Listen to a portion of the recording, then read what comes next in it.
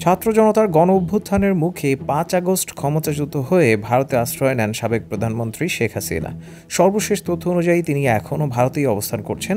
এরই পরিপ্রেক্ষিতে সম্প্রতি সামাজিক যোগাযোগ মাধ্যম ফেসবুকে শেখ হাসিনার একটি ভিডিও প্রচার করে দাবি করা হচ্ছে ভারতে প্রথমবার প্রকাশ্যে এলেন শেখ হাসিনা।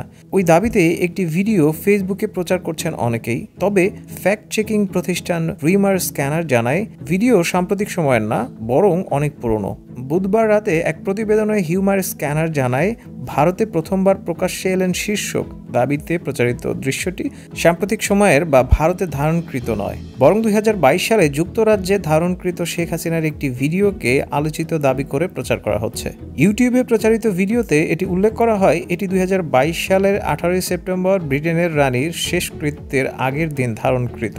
সুতরাং ২০২২ সালে যুক্তরাষ্ট্রে ধারণকৃত শেখ হাসিনার একটি ভিডিওকে সাম্প্রতিক সময়ে ভারতে প্রথমবার প্রকাশ্যে আসার যে দাবি উঠেছে সেটি সম্পূর্ণ মিথ্যা।